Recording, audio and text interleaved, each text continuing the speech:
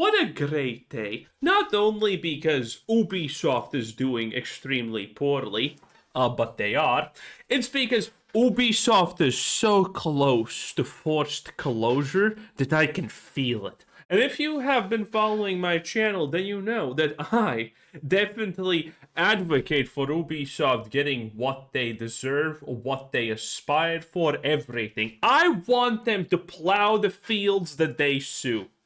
It's gonna be absolutely amazing. Skull and Bones, Assassin's Creed Shadows, like 3 different shooter games or something like that that they completely made relevant with their choices. Not a single person at Ubisoft has talent, and all they are making currently is just effectively ginormous woke slop. Man, I cannot wait for Ubisoft to finally be destroyed, in whichever form that takes. I personally think that Ubisoft will truly die when the Guillemos are no longer in charge. Because that has been the game for decades. They have been in charge, and that has been Ubisoft. And when they finally get yeeted and deleted, then Ubisoft will finally be, well, dead. And a new Ubisoft will take its place. In which direction that goes, I don't honestly know. Whoever buys it, whoever gets the rubble, I guess. But when they finally get yeeted, the Guillermos, we're gonna see change. And that is very, very soon. We've already covered the most recent shit show at Ubisoft. What if I told you that their biggest problems haven't even started yet? You see, the game cancellations, studio closures, delays. Yes.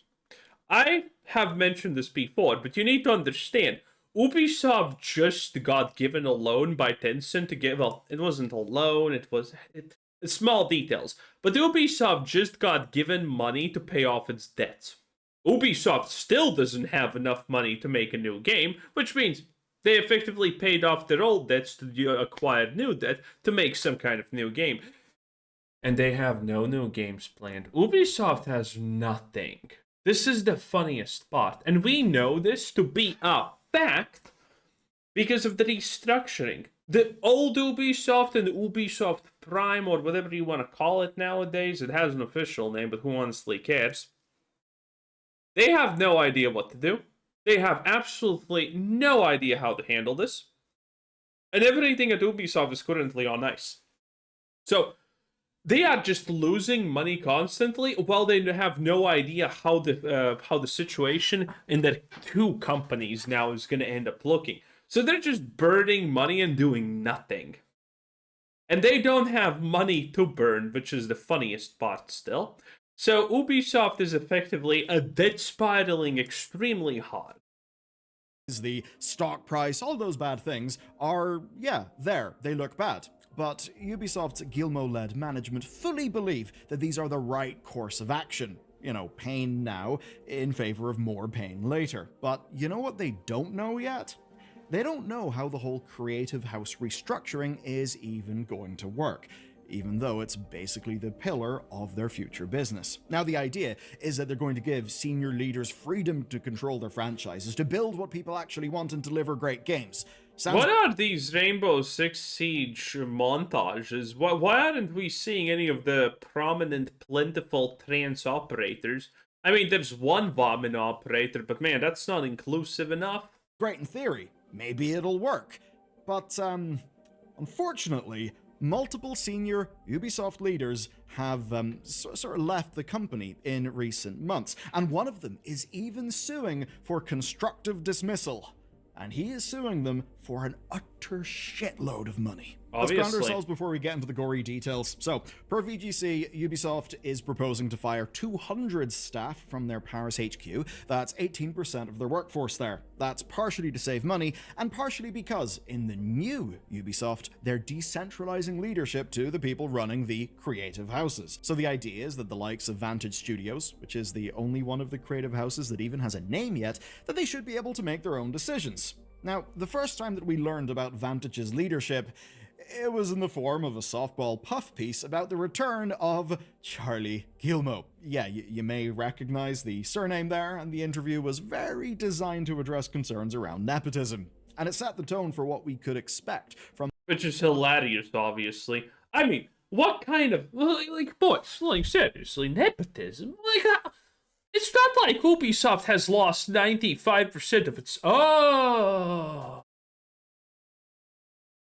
But they have. I wonder how this happened. No, no, no, no, no, no. Nepotism's not even a real thing. Ask Pirate Software, okay? Not a real thing. The 4 new creative houses. Now, his co-CEO, Christophe Drenet, was a company man for years. He'd been running Ubisoft North America, and by the way, he's also Yeah, he's also a Gilmo. a cousin, so he is in the family, but that would mean that operationally things would be... Dude, Ubisoft is run so much by the family, they make Asmongold's, fucking 3-circle look normal. Similar enough. But here's the thing. Vantage Studios is going to be running Assassin's Creed, Far Cry, and Rainbow Six.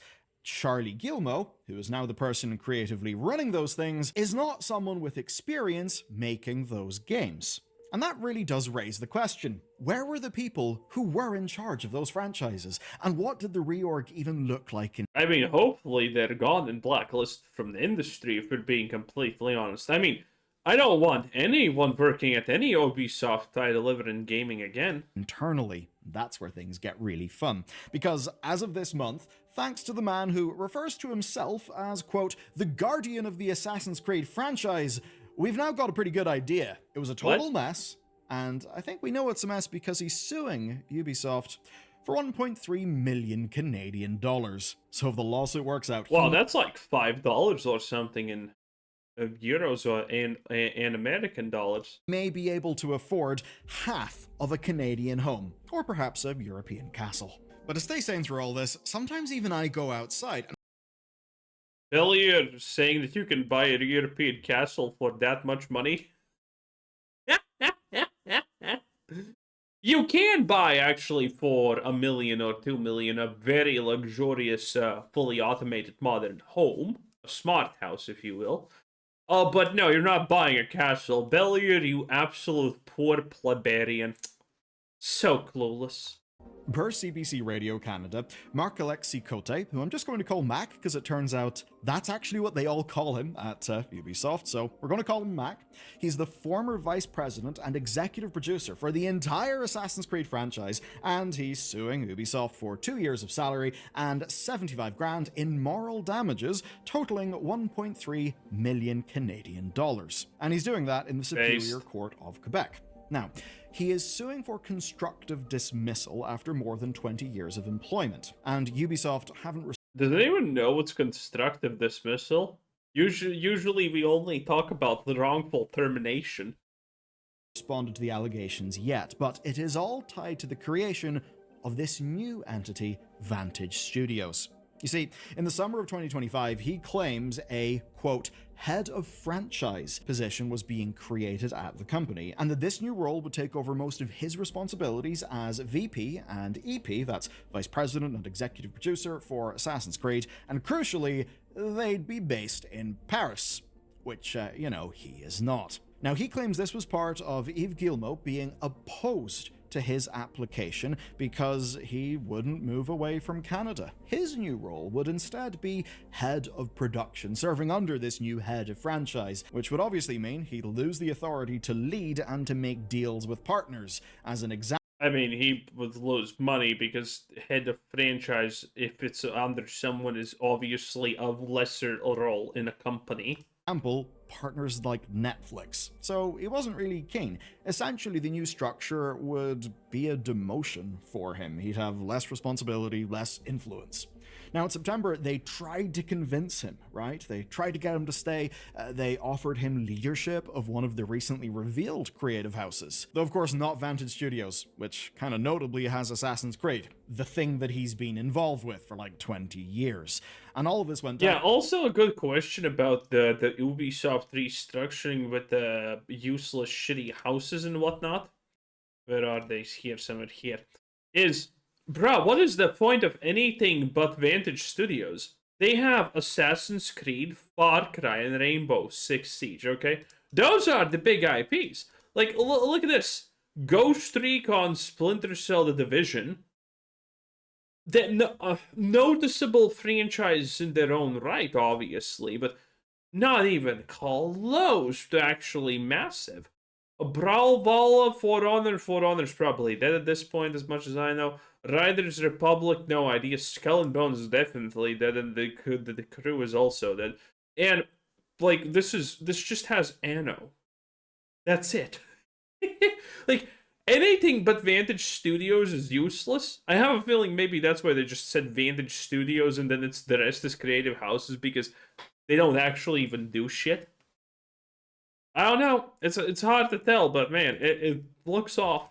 After Vantage Studios had its leadership appointed. So basically, he wouldn't run Assassin's Creed, and he would be in charge of a, and I quote, second tier series. He asked for 2 weeks to reflect on what he framed as, quote, an unacceptable demotion constituting a disguised dismissal, and he asked for severance whenever he was pushed for a response. Ubisoft told him not to come in and to take the 2 weeks as a part of his notice. Then, the next day, Ubisoft announced his departure. They framed it as voluntary, and thus justification for denying severance and enforcing a non-compete clause.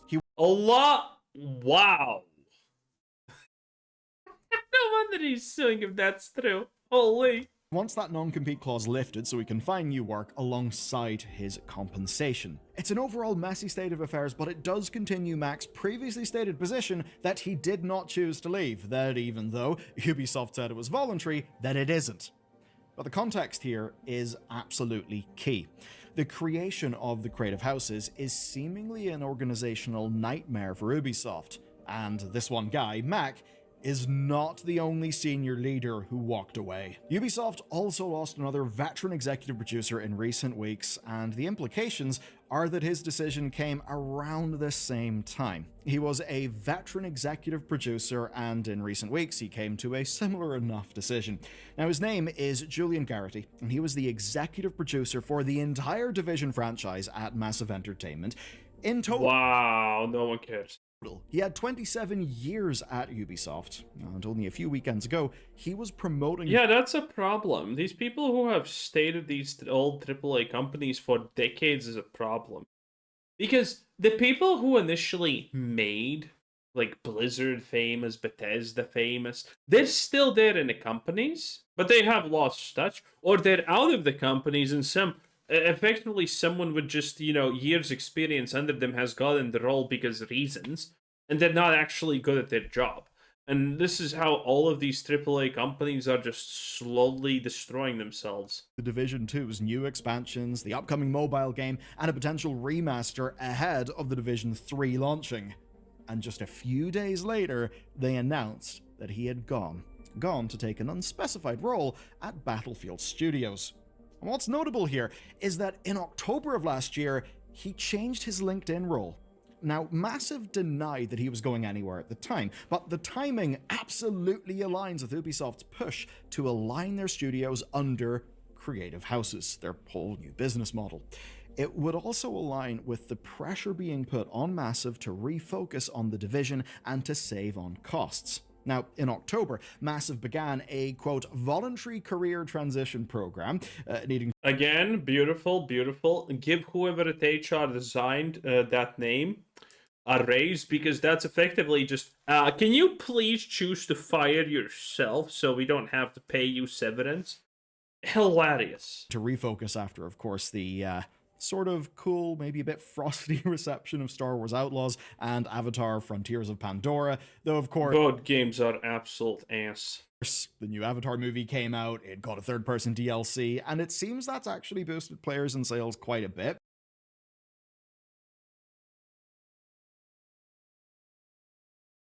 Beller just read the headline that, oh, the movie is boosting Avatar Pandora Frontier numbers by 300%. Yes, from nothing to like 3K players or something. That's still abysmal. But anyway, that's not really the point of today's story. The point is, it's another big dog gone, and that gives us 2 instances within a few months of senior leadership on their largest franchises seemingly just choosing to leave. Now, we don't know if Garrity was simply offered a better opportunity, or whether it's a situation like with Mac where he was snubbed for an internal position. The impression you get is that Ubisoft just wants more control centralized in Paris over these creative houses, not less. And, as a part of their press around this whole restructuring, I think Ubisoft may have actually reinforced that. Vantage Studios is ostensibly a whole subsidiary company within Ubisoft, one that, thanks to the 3 brands licensed to it and the investment of Tencent, is worth a hell of a lot of money. It is the big one, though the rest of the creative houses aren't just small franchises, but they are seemingly different to Vantage in at least one key way. Now, as much as it pains me to do this, I'm actually not going to inflict any more pain on the French, so don't worry, I'll just say that this comes from Ubisoft's SVP of Studio Operations and CFO. I maybe won't attempt to do their names, but they spoke to GameIndustry.biz about the new leadership for the remaining creative houses. We won't be finding out about them until just before they start operating in April, but they frame what they expect each leader to be capable of in fairly simple terms, as well as who they want to hire. Here's the quote. "It would be a mix of internal and external candidates, and because the creative houses are organized around specific creative genres, we really want to make sure we have the best talents that are relevant, expert, and specialized for each of them." This is where I cut in and say, is that why you pushed out the Assassin's Creed guy from running Assassin's Creed in favor of a Guillemot who doesn't have Assassin's Creed experience? Interesting. All that matters is that it is a Guillemot at the end of the day. That's kind of the whole point of Ubisoft, okay?